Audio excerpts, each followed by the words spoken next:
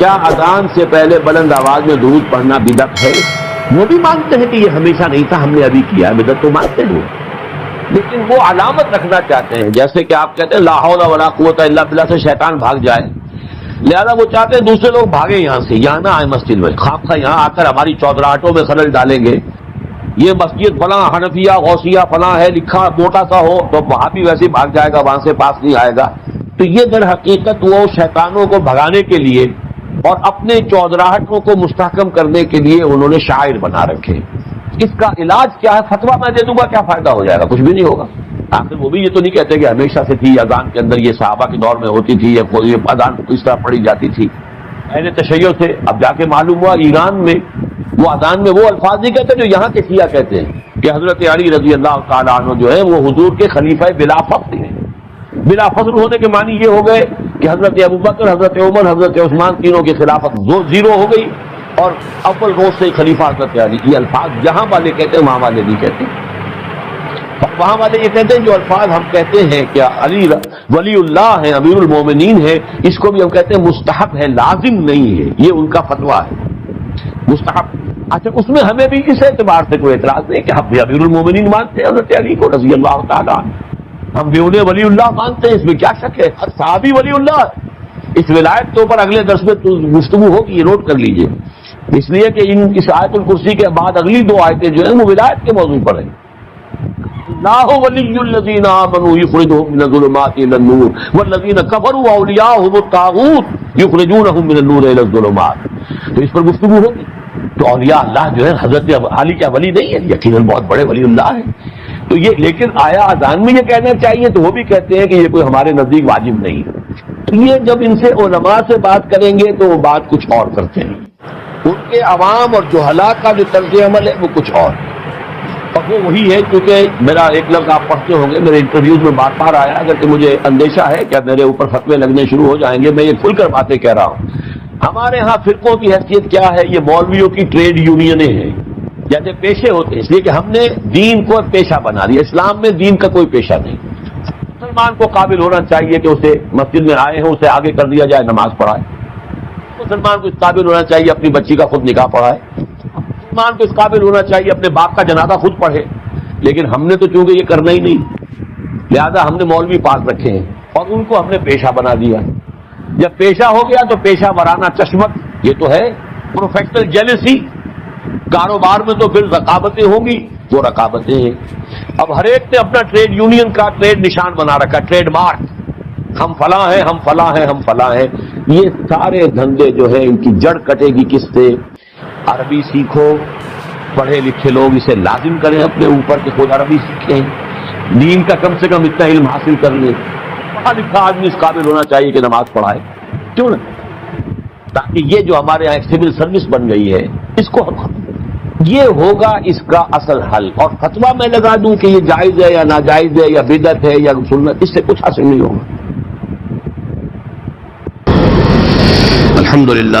الحمدللہ وکفا والصلاة والسلام علی عبادہ الذین اصطفیٰ، خصوصاً علی افضلہم وخاتم النبیین محمد الامین وعلی آلہ وصحبہ اجمعین۔ اما بعد فاعوذ باللہ من الشیطان الرجیم، بسم اللہ الرحمن الرحیم۔ قل هو اللہ احد اللہ الصمد لم یلد ولم یولد ولم یکن له کفوا احد۔ صدق اللہ العظیم۔ رب اشرح لي صدری ویسر لي امری واحلل عقدۃ من لسانی یفقهوا قولی۔ اللهم ربنا الہمنا رشدنا واعذنا من شرور انفسنا۔ اللهم ارنا الحق حقا وارزقنا اتباعه وارنا الباطل باطلا وارزقنا اجتنابه۔ اللهم ربنا آنس وحشتنا في قبورنا وارحمنا بالقرآن العظيم۔ اللهم اجعله لنا إماما ونورا وهدى ورحمة۔ اللهم ذكرنا منه ما نسينا وعلمنا منه ما جهلنا وارزقنا تلاوته آناء الليل وأطراف النهار واجعله لنا حجة يا رب العالمين آمین۔ ہمارا آج کا درس بھی 3 ہفتوں کے بعد ہو رہا ہے، یعنی 2 ہفتے کے ناغے سے۔ البتہ اب ارادہ یہ ہے اللہ تعالیٰ پورا کرائے کہ بقیہ 2 صورتیں جو آج کے بعد رہ جائیں گی، آج ہم سورہ اخلاص پڑھ رہے ہیں، پھر معوذتین رہ جائیں گی، تو ارادہ پختہ یہ ہے کہ اب ناغہ نہ ہو، اور 1 نومبر کو جمعہ آ رہا ہے تو 2 نومبر کو ہم سورۃ الفلق اور پھر 9 نومبر کو سورۃ الناس کا مطالعہ کر کے یہ سلسلے وار درس قرآن جو اب اپنے اختتام کو پہنچ رہا ہے، تو اس موقع پر ایک خصوصی تقریب کا بھی انعقاد کریں، اس لیے کہ اب اس کے بعد پھر اثر نو شروع سے قرآن حکیم کے درس کے سلسلے کا مجھے آغاز کرنا ہے، اور ارادہ یہ کیا ہے کہ آئندہ یہ درس ہفتے میں 2 مرتبہ، ہفتہ اور اتوار 2 دن تسلسل کے ساتھ، تاکہ پروگرس ہو سکے، اس لیے کہ یہ جو آخری منزل ہے ہماری سورہ حجرات کے بعد سے، اس کے دروس تو ریکارڈ ہو گئے ہیں، آڈیو میں بھی ویڈیو میں بھی، لیکن اس سے پہلے کے دروس شاذ ہی کہیں ہمارے پاس ریکارڈ میں ہیں۔ اب جیسا جتنا بھی اللہ کو منظور ہوگا ابتدا سے، تو اس میں میں چاہتا ہوں کہ رفتار کچھ زیادہ ہو، تو ارادہ یہ کیا ہے کہ ہر ہفتے 2 درس ہوں تاکہ ہماری رفتار کچھ تیز ہو سکے۔ ایک نقطہ میں نے اس سے پہلے 2 مرتبہ بیان کیا ہے، آج تیسری مرتبہ دہرا رہا ہوں۔ میں سوچ رہا تھا کہ کیوں میں اتنی تکرار کر رہا ہوں، تو ایک تو خیال یہ ہوتا ہے کہ ہر درس میں کوئی ہو سکتا ہے چند ہی لوگ ہوں لیکن نئے ہوتے ہیں، لیکن ایک یہ بھی کہ اگر کسی خیال کی طرف اللہ تعالیٰ نے ذہن کو منتقل کیا ہو اور یہ احساس ہو کہ اس سے پہلے شاید یہ بات کسی گوشے کی جانب سے سامنے نہیں آئی ہے، تو انسان کو فطری طور پر اس سے ایک طبعی لگاؤ ہو جاتا ہے، اور وہ نقطہ یہ ہے کہ قرآن حکیم کی جو آخری 10 آیات ہیں، یہ ایک مکمل قرآن ہے ان منیچر، ایک قرآن ان منیچر، ایک چھوٹا سا قرآن۔ اور یہ کیوں ہے؟ اس لیے کہ ظاہر بات ہے وہ مصرع زبان پر آ رہا ہے کہ بزم میں اہل نظر بھی ہیں، تماشائی بھی، انسانوں میں عوام بھی ہوتے ہیں، خواص بھی ہوتے ہیں، سنجیدہ طالب علم بھی ہوتے ہیں، اور ایسے بھی ہوتے ہیں کہ جو علم سے یا کوئی طبی مناسبت نہیں ہوتی یا اتنے مواقع انہیں نہیں ملتے، تو پورے قرآن کا پڑھنا، اس کا سمجھنا، یہ تو ظاہر بات ہے کہ سب لوگوں کا نصیب تو نہیں ہے، لیکن یہ کہ یہ 10 صورتیں چھوٹی چھوٹی صورتیں یہ ایسی ہیں کہ جو اکثر و بیشتر نمازوں میں پڑھی جاتی ہیں، عام آدمی بھی ذرا سا بھی اگر مس ہو، لگاؤ ہو، کوئی دلچسپی ہو دین سے، تو ان 10 صورتوں کو تو یاد کر لیتا ہے۔ یہی وجہ ہے کہ تراویح کی نماز میں جہاں کوئی حافظ نہیں ہوتے، یا آخری ایام جو ہوتے ہیں ختم قرآن کے بعد، پھر ان میں انہی 10 صورتوں کو 2 مرتبہ پڑھ کر 20 رکعتوں میں وہ جو تلاوت کی جاتی ہے، تو ان میں نے غور کیا تو نظر آیا کہ ایک تو دین کے جو تمام بنیادی تصورات ہیں وہ سب جمع ہو گئے، یہاں تک کہ جو بڑی اہم اصطلاحات ہیں، دین کا بنیادی مفہوم کیا ہے، دین کا اصطلاحی مفہوم کیا ہے، دین کی نسبت اصلاً کس کی طرف ہے، مجازی نسبت کس کی طرف ہے، یہ سارے معاملات، رب کا مفہوم، ربوبیت کے تقاضے، یہ تمام عبادت جو گردان ہوئی ہے، قل یا ایھا الکافرون لا اعبد ما تعبدون ولا انتم عابدون ما اعبد ولا انا عابد ما عبدتم ولا انتم عابدون ما اعبد۔ اب آپ دیکھیے کہ وہ بنیادی اصطلاح ہے اور اس کو کس طریقے سے تکرار کے ساتھ سامنے لایا گیا ہے۔ صلاۃ یہ بھی اس کے اندر، فویل للمصلین الذین هم عن صلاتهم ساہون، سورۃ الکوثر میں فصل لربک وانحر ان شانئک هو الابتر۔ تو واقعہ یہ ہے کہ اگر یہ 10 صورتیں بھی انسان نے پڑھ لی، ظاہر بات ہے سورہ فاتحہ تو ہر مسلمان جانتا ہی ہے، پڑھتا ہی ہے، ہر نماز کی رکعت میں پڑھتا ہے، لیکن یہ 10 صورتیں بھی اگر کوئی عام انسان سمجھ لے تو واقعہ یہ ہے کہ دین کے جو بنیادی تصورات ہیں اس کی گرفت میں آ جائے گی، پھر ان کو یاد رکھنا آسان، ان کو دہراتے رہنا آسان۔ دوسرا اسی کا ذیلی نقطہ یہ ہے کہ اس میں ایک عجیب ترتیب مجھے محسوس ہوئی کہ پہلی 7 صورتوں کا تعلق در حقیقت سیرت النبی سے ہے، اور آخری 3 جن میں سے پہلی آج ہم پڑھ رہے ہیں، یہ دین کی بنیادی تعلیم جو ہے توحید، عام طور پر سمجھا جاتا ہے کہ صرف سورہ اخلاص توحید کی صورت ہے، اصل میں معوذتین بھی توحید ہی کی صورتیں ہیں، یہ میں بعد میں بیان کروں گا۔ اس لیے کہ در حقیقت سورہ اخلاص کی جو دوسری آیت ہے، اللہ الصمد، اللہ ہی وہ ذات ہے جس کی پناہ طلب کی جا سکتی ہے، جس کے طرف رجوع کیا جا سکتا ہے، جس کی پشت پناہی جو ہے چاہی جا سکتی ہے۔ یہ پناہ میں آنا، پشت پناہی طلب کرنا، یہی تو معوذتین کا مضمون ہے۔ تو معوذتین در حقیقت دونوں جو ہے اس اللہ الصمد ہی کی شرح پر مشتمل ہے، اور یہ وہ توحید عملی ہے۔ بہرحال 3 صورتیں آخری جو ہیں وہ تو توحید کا نہایت عظیم خزانہ۔ پہلی 7 صورتوں میں ایک عجیب حسن ترتیب کے ساتھ سیرت کے مضامین۔ کسی بھی انسانی شخصیت کی سیرت لکھی جائے، اس کی لائف بایوگرافی لکھی جائے، پہلی بات یہ ہوگی کب ولادت ہوئی، کہاں ولادت ہوئی۔ سورۃ الفیل کیا ہے؟ عام الفیل میں ولادت ہوئی ہے، اور وہ اصحاب الفیل کون تھے جو خانہ کعبہ کو ڈھانے کے لیے ارادے سے آئے تھے، مکہ مکرمہ میں ہے۔ تو گویا کہ یہ حضور صلی اللہ علیہ وسلم کی ولادت کے ساتھ منسلک ہے سورۃ الفیل۔ پھر یہ کس قوم سے تھے، کس قبیلے سے تھے، کیا آپ کا خاندان کا حسب نسب کیا ہے۔ سورۃ القریش کیا ہے؟ قریش آپ کا قبیلہ ہے جس کے آپ ایک فرد ہیں، ان کا کیا مقام تھا، اللہ کے ان پر کیا احسانات تھے، کس طرح انہوں نے ان احسانات کی ناشکری کی ہے، یہ ہے سورۃ القریش کا مضمون۔ لإلاف قریش إلافهم رحلة الشتاء والصيف فليعبدوا رب هذا البيت الذي أطعمهم من جوع وآمنهم من خوف۔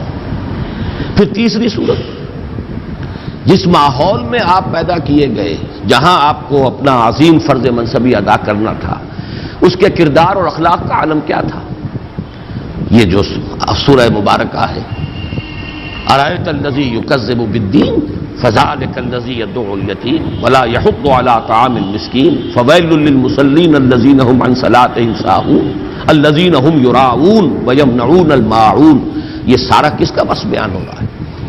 اہل مکہ کے حالات، ان کی اخلاقی پستی، دینی اعتبار سے جو زوال وہ آ چکا تھا، دین ابراہیمی کے جو مس کر چکے تھے، نماز کا حلیہ بگاڑ چکے تھے، کوئی نیکی تھی تو صرف ریاکاری کی نیکی تھی، حقیقت بر سے بالکل محروم۔ یہ وہ ماحول تھا جس میں کہ آپ کو یہ عظیم کام جو ہے سونپ کر بھیجا گیا، اصلاح کا اور انقلاب کا۔ پھر آپ کا ذاتی مقام و مرتبہ کیا ہے؟ انا اعطیناک الکوثر فصل لربک وانحر۔ اسی میں یہ کہ مخالفت ہوگی، لیکن آپ کے مخالفین خائب و خاسر ہوں گے، ناکام ہوں گے۔ ان نشانیک هو الابتر۔ قل یا ایھا الکافرون کیا ہے؟ جب یہ مخالفت اور یہ تصادم، کشاکش حق و باطل کی اپنی انتہا کو پہنچ کر پھر ذرا نرمی پر آئی ہے اور مصالحت کی باتیں شروع ہوئی ہیں، تو یہ اعلان برات، قل یا ایھا الکافرون لا اعبد ما تعبدون ولا انتم عابدون ما اعبد۔ یوں سمجھیے کہ پورا مکی دور اس میں آ گیا۔ اور آخری 2 صورتیں یہ انجام ہے، جیسا کہ میں عرض کر چکا ہوں۔ یہ ایک آیت کو 2 حصوں میں تقسیم کر دیجئے، جو سورہ بنی اسرائیل کی آیت ہے، قل جاء الحق وزهق الباطل اذا جاء نصر اللہ والفتح ورأیت الناس يدخلون فی دین اللہ افواجا۔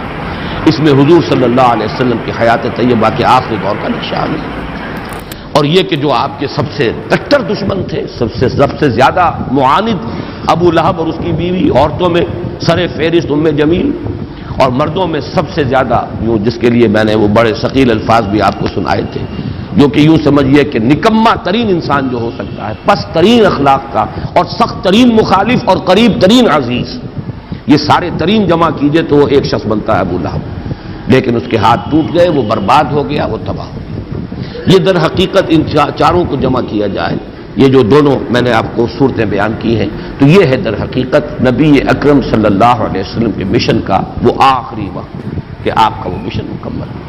تو یہ 7 صورتیں در حقیقت حضور صلی اللہ علیہ وسلم کی سیرت کے ساتھ متعلق ہے۔ باقی جو علم کے موتی ہیں، معرفت کے اعلیٰ علمی مضامین جو ہیں وہ ان سے قطع نظر، وہ تو جو بھی ہے ہمارے ان دروس میں بیان ہو گئے ہیں۔ پھر آخری 3 صورتیں جو ہیں، یہ ہے در حقیقت دین کی اصل تعلیم، لب لباب، دین توحید ہے اسلام۔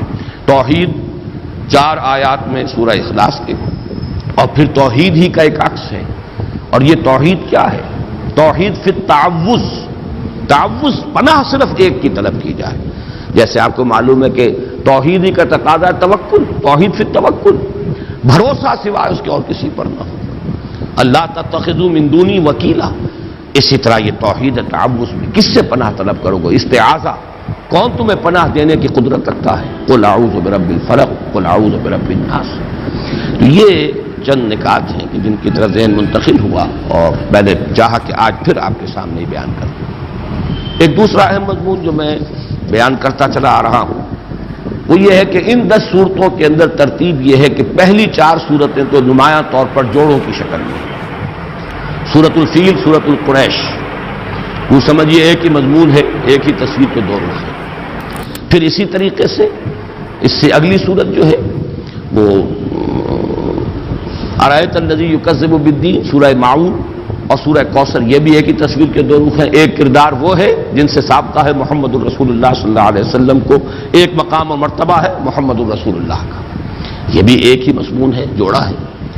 البتہ پھر سورہ کافرون ایک منفرد مزاج کی صورت ہے۔ اگلی 2 صورتیں نمایاں طور پر جوڑے کی شکل میں ہیں، جاء الحق و زهق الباطل، یہ در حقیقت ایک ہی تصویر کے 2 رخ ہیں۔ حق آ گیا، حق کو غلبہ ہو گیا، اللہ کی مدد آ گئی، اللہ کی نصرت آ گئی، اور لوگوں کو دیکھا کہ وہ فوج در فوج داخل ہو رہے ہیں اللہ کے دین، اور اسی بات کو تبت یدا ابی لہب وتب، انجام جو ہے حق آیا ہے تو باطل گیا ہے، روشنی آئی ہے تو ظاہر بات ہے کہ اندھیرا بھاگ گیا ہے، وہ ہے تبت یدا ابی لہب۔ تو یہ دونوں صورتیں ایک جوڑے کی شکل میں ہیں، لیکن سورہ کافرون یہاں منفرد مزاج کی حامل ہے۔ اسی طرح سورہ اخلاص یہ انتہائی منفرد ہے، یہ تو گویا کہ توحید کے مضمون پر مشتمل ہونے کے اعتبار سے بھی گویا کہ تقاضا بھی یہ تھا کہ یہ منفرد ہی ہو، اس کا جوڑا کوئی نہ ہو۔ اسے بھی آپ کو معلوم ہے سورہ یاسین، یہ جب ہم وہ حصہ پڑھ رہے تھے قرآن مجید کا تو میں نے بیان کیا تھا اس کا کوئی جوڑا نہیں، وہ قلب کے مانند ہے۔ وہ جو صورتیں وہاں 13 صورتیں آئی ہیں ان میں یہ درمیان میں یہ سورہ مبارکہ جو ہے ان کو اس طریقے سے رکھا گیا ہے، بلکہ 21 صورتیں ہیں، وہ دو گروپس جو ہیں مکی صورتیں، 10 ادھر اور پھر 10 ادھر، درمیان میں یہ سورہ یاسین ہے پریزائڈنگ پوزیشن میں، اور وہ بالکل منفرد ہے۔ اسی طرح سورہ اخلاص منفرد ہے۔ اگلی 2 صورتوں کو اندھا بھی جانتا ہے کہ یہ جوڑا ہے، معوذتین نام ہی ان کا جو ہے، 2 صورتیں جن میں تعوذ کی تلقین ہوئی ہے، قل اعوذ برب الفلق قل اعوذ برب الناس۔ تو یوں سمجھیے کہ یہ آخری 6 صورتیں جو ہیں 2 سہ سوروں کی شکل میں ہیں۔ یہ سہ سوروں کی شکل میں ہونے سے اب ایک نقشہ بھی میں نے بلکہ آج اپنے کاغذ پر تو کھینچا تھا کہ اگر آپ 2 مثلثیں ساتھ ساتھ ڈرا کر لیں، ایک مثلث ادھر ہے ایک مثلث ادھر ہے، تو یہ سہ سوروں کو ریپرزینٹ کریں گی۔ پہلا سہ سورہ ہے کافرون، نصر اور لہب۔ کافرون ہے اوپر پریزائڈنگ پوزیشن میں، اور اس کے ساتھ متعلق ہے جوڑے کی شکل میں سورۃ اللہب اور سورۃ النصر۔ ساتھ ہی دوسری مثلث ہے سورہ اخلاص، یہ ہے پریزائڈنگ پوزیشن میں، اور ان کے ساتھ جوڑا منسلک ہے معوذتین۔ اگر ان دونوں ٹرائنگلز کو، دونوں مثلثوں کو آپ برابر رکھیں گے تو خود بخود ایک بات ابھرے گی، اور وہ میں اب چاہوں گا کہ اسے دوسرے اعتبارات سے بھی بہت واضح کر کے آپ کے سامنے رکھوں کہ پھر بڑا گہرا ربط قائم ہو جاتا ہے سورہ کافرون میں اور سورہ اخلاص میں۔ یہ دونوں پریزائڈنگ پوزیشن میں ہیں ان 2 سوروں میں، 2 سہ سوروں میں، دونوں ٹاپ کے اوپر ہے۔ ادھر سورہ کافرون ہے، ادھر سورہ اخلاص ہے۔ کافرون کے ساتھ متعلق سورۃ النصر، سورۃ اللہب، سورۃ الاخلاص کے ساتھ متعلق سورۃ الفلق، سورۃ الناس۔ یہ دونوں جو ٹاپ پر ہیں ان کے مابین جو ربط ہے ذرا اس کو آپ سمجھیے کہ کس کس اعتبار سے۔ اب نوٹ کیجئے حضور کا عام طور پر معمول جو تھا، قرآن مجید کی قرأت جو آپ نماز میں کیا کرتے تھے تو وہ قریب کے جوڑے آپ لیتے تھے، سورۃ الاعلیٰ اور سورۃ الغاشیہ۔ حالانکہ سورہ غاشیہ بڑی ہے تعداد آیات کے اعتبار سے، لیکن یہ کہ جمعے کی نماز میں اور عیدین کی نمازوں میں چونکہ دونوں میں فذکر تذکیر کا حکم ہے، ان دونوں صورتوں کو جمع کرتے تھے، یا پھر سورہ جمعہ، سورہ منافقون یاد جمع کرتے تھے۔ لیکن بعض جگہوں پر آپ کا ہم نے معمول دیکھا کہ اس اصول سے ہٹ کر کہیں سے ایک صورت لی ہے کہیں سے دوسری لی ہے، تو اس میں بھی کوئی نہ کوئی مناسبت ہوتی ہے۔ سورہ کافرون اور سورہ اخلاص کا عجیب معاملہ ہے کہ اہم ترین جو سنتیں ہمارے ہاں نماز کی جو شمار ہوتی ہیں ان میں حضور کا معمول ان دونوں کو جمع کرنے کا ہے۔ فجر کی 2 سنتیں، پہلی رکعت میں سورہ کافرون، دوسری میں سورہ اخلاص، درمیان میں 2 سورتیں چھوڑ دی آپ۔ اسی طریقے سے طواف کی 2 رکعتیں بہت مشہور، بہت ہے، طواف کے ساتھ ان کا ایک بڑا گہرا ربط۔ پہلی میں سورہ کافرون، دوسری میں سورہ اخلاص. یہ جو ربط اور تعلق ہے اس کو اچھی طریقے سے سمجھ لیجئے کہ ان میں بڑی یعنی گہری مناسبت ہے ان دونوں صورتوں کے اندر. اور اسی کے ساتھ نوٹ کیجئے یہی دو صورتیں ہیں جن کے نام بے شمار ہیں اور ایک نام مشترک ہے. سورہ کافرون کے بارے میں یہ بات میں اس وقت بتانا بھول گیا کہ اس کا نام سورۃ الاخلاص بھی ہے. سورہ اخلاص ان دونوں صورتوں کا نام ہے. ویسے وہ زیادہ مشہور سورہ کافرون کے نام سے، لیکن یہ کہ اس کے بھی نام بہت ہیں، اس کے بھی نام بہت ہیں. آج جو میں اس سورہ مبارکہ کے نام ہے وہ تو میں بعد میں آپ کو گنواؤں گا بھی، سورہ اخلاص کے نام. اور یہ عربوں کے اس مزاج کے مطابق ان کا ایک ذوق تھا، جس چیز سے انہیں زیادہ محبت ہوتی تھی، جس چیز کی زیادہ عظمت ہوتی تھی، اس کے نام بہت زیادہ رکھ دیتے تھے مختلف پہلوؤں سے، مختلف صفات کے اعتبار سے. شیر کے آپ کو یہ ہزاروں لفظ مل جائیں گے. اب شیر کی ہر ادا کے اعتبار سے اس کا ایک علیحدہ نام ہو جائے گا. تلوار کے لیے، گھوڑے کے لیے بے شمار ان کے نام ہوں. اسی طرح جن صورتوں سے خصوصی محبت تھی صحابہ کرام کو تو ان صورتوں کے انہیں نام رکھے ایک سے بہت زیادہ. ان دونوں صورتوں کا یہ بھی وصف مشترک ہے. الاخلاص دونوں کا نام ہے، المقشقشہ نام دونوں کا ہے. اچھا، اس میں جو اصل ربط ہے اس کو آپ پہچانیے، مانوی ربط. یہ سورہ کافرون اور سورہ اخلاص کے مابین بڑی یعنی مانوی جو ان دونوں کا ربط ہے اس کے اعتبار سے اہم بات ہے کہ سورہ کافرون میں ما اعبد جسے میں پوجتا ہوں یہ دو مرتبہ آیا. تم نہیں پوجو گے جسے میں پوجتا ہوں، یا تم نہیں پوجتے ہو جسے میں پوجتا ہوں، اور میں نہیں پوجوں گا جسے تم پوجتے ہو، اور میں نہیں پوجتا جنہیں تم پوجتے ہو. ایک فطری سوال اٹھتا ہے کہ آپ کسے پوجتے ہیں؟ وہ کون ہے؟ اس کی صفات کیا ہے؟ اس کی شان کیا ہے؟ جیسے کہ روایات میں بھی الفاظ آتے ہیں کہ حضور سے پوچھا گیا صف لنا ربک، صفت بیان کیجئے نا ذرا، آپ کس کو پوچھتے ہیں؟ اسی طرح کہا گیا انصب لنا ربک، اپنے رب کا نسب نامہ ذرا بیان تو کریں، کس کو پوچھتے ہیں آپ؟ اس کے پیچھے جو اصل مسئلہ ہے وہ سمجھ لیجئے کہ جہاں تک لفظ اللہ ہے وہ تو مشترک ہے. وہ بھی اللہ کو پوچھتے تھے. یہ تو نہیں تھا کہ وہ اللہ کو نہیں مانتے تھے، اللہ کو مانتے تھے، اللہ کو پوچھتے تھے، اللہ سے دعائیں کرتے تھے، اللہم اللہم پکارتے تھے اللہ کو. تو کیسے کہتے ہیں حضور کہ میں جسے میں پوچھتا ہوں تم نہیں پوچھتے؟ مطلب کیا ہوا اس کا؟ کہ نام مشترک ہے، تم نے اس کے صفات کچھ اور بنا دی، تم نے اس کے ساتھ کچھ ایسی چیزیں شامل کر دی. وہ تمہارے اپنا ذہن کا تراشیدہ اللہ ہے، وہ اللہ نہیں ہے جس سے میں پوچھتا ہوں. کہ یاراں دیگرے رامی پرستند، نام مشترک ہے لیکن میں اس اللہ کو نہیں پوچھتا جسے تم پوچھتے ہو. وہ اللہ کوئی اور اللہ ہے، وہ تمہارے ذہن کا تراشیدہ اللہ ہے. اس کی صفات تم نے خود کچھ گھڑ لی ہے، اس کو تم نے گرا دیا ہے، مخلوقات کی صف میں لا کے کھڑا کر دیا. وہ میرا معبود نہیں ہے، میرا معبود کوئی اور ہے. نام سے دھوکہ نہ کھاؤ. نام مشترک ہے لیکن ان کا مدلول، اس نام کا اصل مصداق، اس نام سے مراد، اس نام کا مسمى بالکل جدا ہے. وہ ہے در حقیقت وہ کون ہے؟ اس کا جواب ہے قل هو اللہ احد اللہ الصمد لم یلد ولم یولد ولم یکن له کفوا احد. تو معلوم یہ ہوا کہ چاہے نام مشترک تھا، قرآن مجید میں بارہا اس درس کے دوران میں نے آپ کو سنایا ہے کہ قرآن میں آتا ہے ان سے پوچھئے آسمان زمین کس نے پیدا کی؟ کہیں گے اللہ نے پیدا کی. من خلق السماوات والارض قل اللہ، یقول وہ کہیں گے اللہ. لیکن یہ کہ یہ اللہ کے ساتھ انہوں نے جو اور تصورات شامل کر لیے ہیں، اب وہ اللہ نہیں رہا ہے جس کو میں پوچھتا ہوں. نام کا اشتراک ضرور ہے میرے اور تمہارے مابین، باقی یہ کہ اس اللہ کی شان بالکل جدا ہے اس معبود سے کہ جس کو تم پوچھ رہے ہو. اور وہ معبود کون ہے؟ وہ یہ ہے کہ جو اس سورہ مبارکہ میں بیان ہو رہا ہے، جس کی صفات کا، جس کی شانوں کا تذکرہ یہاں کیا جا رہا ہے. اب جیسا کہ میں نے عرض کیا تھا کہ سورہ اخلاص کے نام ویسے امام رازی نے تو 20 نام گنوا دیے ہیں، لیکن میں جلدی سے آپ کو اس کے چونکہ مختلف مضامین کے اعتبار سے اس کی جو صفات ہیں اس کے پہلوؤں سے نام رکھ دیے گئے. سورۃ التفرید، فرد کر دینے والی سورت، یعنی اللہ تعالیٰ کی ذات کو علیحدہ کر دینے والی، بالکل ایک فرد کی حیثیت سے کہ کسی اور کے ساتھ کوئی اشتباہ نہ ہو.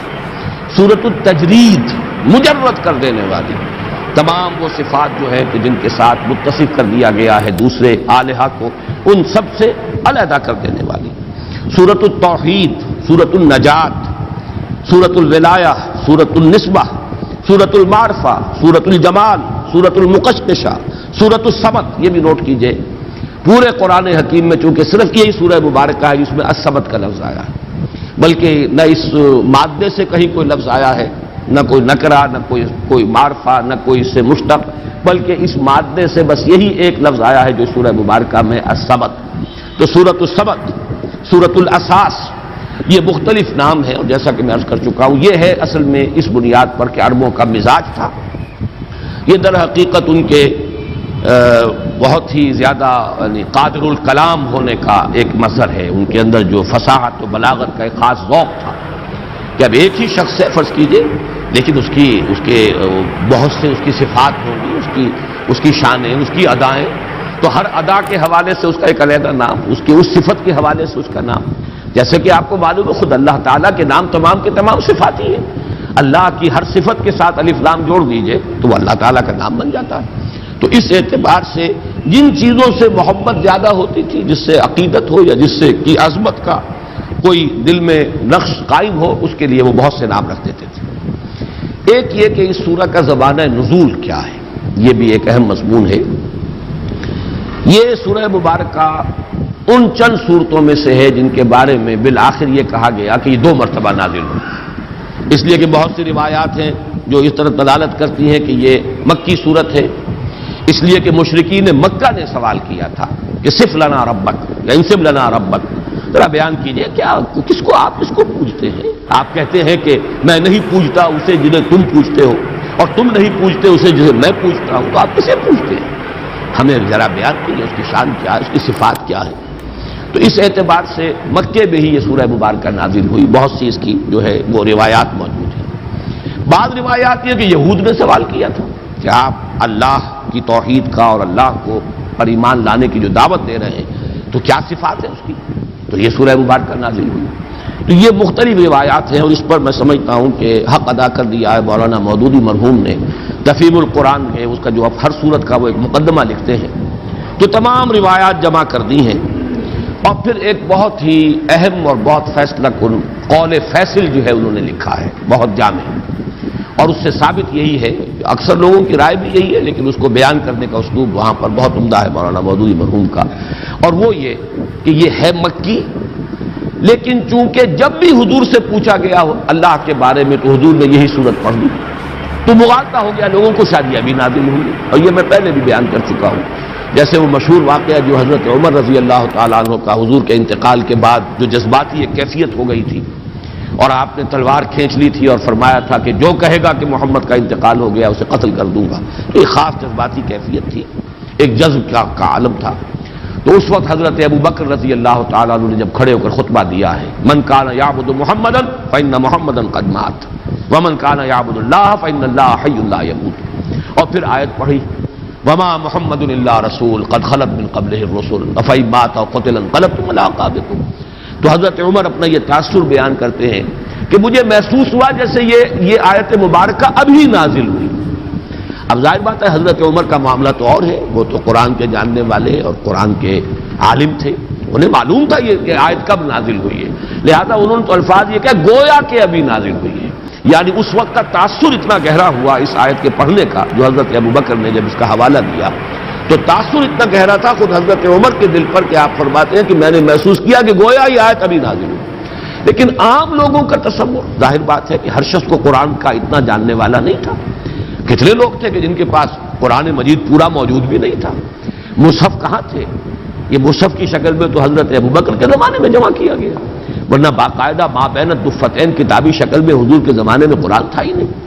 تو ایسے مواقع پر جب بھی کسی نے کوئی سوال کیا اللہ تعالیٰ کی ذات و صفات کے بارے میں اور حضور نے یہ صورت پڑھ دی، تو کسی شخص کو کہ جو اس مجمع میں موجود ہو یہ گمان ہو سکتا ہے کہ یہ صورت ابھی نازل ہوئی ہے، اس سوال کے جواب میں نازل ہوئی، اور اس اعتبار سے یہ رائے بھی بن گئی کہ یہ گویا کہ مدنی صورت ہے، لیکن یہ کہ مضامین کو دیکھیے، اس کا اسلوب دیکھیے، اس کا سٹائل دیکھیے، سب کے سب قطعی ثبوت ہے یہ شے کہ یہ سورہ مبارکہ صرف مکی نہیں، مکی دور کے بھی بالکل ابتدائی زمانے سے متعلق ہے۔ اس کے لیے بھی جو ایک برہان قاطع دی ہے مولانا مودودی نے وہ بہت ہی کنونسنگ، اس لیے کہ اس میں جو لفظ احد آیا ہے، یہ بعد میں اس کی مزید جو تشریح کروں گا تو وہ بات سامنے آ جائے گی، سوائے اللہ کی ذات کے یہ لفظ صفت کے اعتبار سے کسی اور کے لیے مستعمل نہیں، نہ اس سے پہلے اس کا استعمال تھا، یہ صرف نازل ہوا قرآن مجید میں اللہ کی ذات کے لیے صفت کے طور پر۔ اس اعتبار سے غور کیجئے تو جب حضرت بلال کے واقعات آتے ہیں رضی اللہ تعالیٰ عنہ، جب امیہ ابن خلف جو ان کا آقا تھا،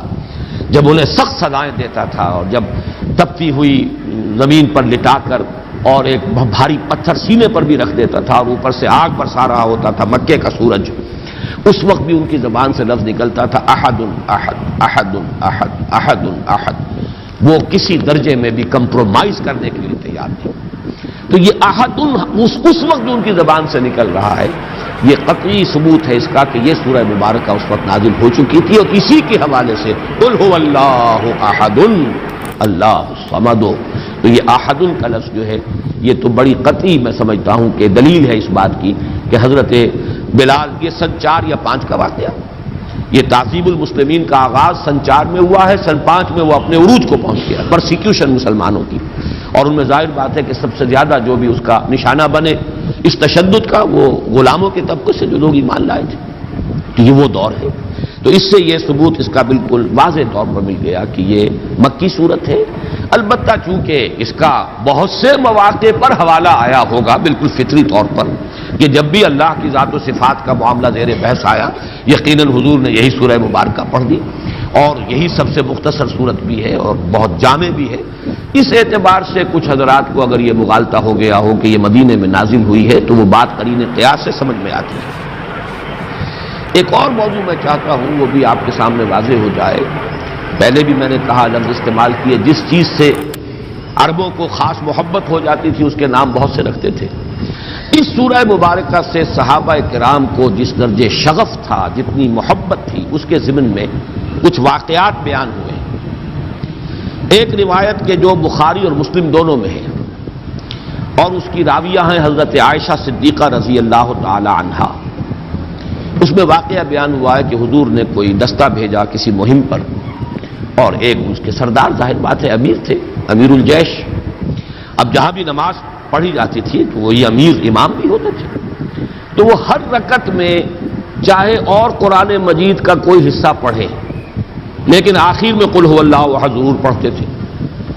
کچھ لوگوں نے منع کیا یہ آپ کیوں کرتے ہیں، یا تو پھر قل هو اللہ احد ہی پڑھیے، یا یہ کہ جب آپ نے کچھ اور آیتیں پڑھ لی ہیں تو جو تقاضا ہے نماز کی ہر رکعت میں قرآن مجید کے پڑھنے کا وہ پورا ہو گیا، تو ہر رکعت میں آپ کیوں یہ سورہ اخلاص بھی تلاوت کرتے ہیں؟ تو انہوں نے کہا بھائی مجھے اس سے بڑی محبت ہے اور میں نہیں پڑھ سکتا قرآن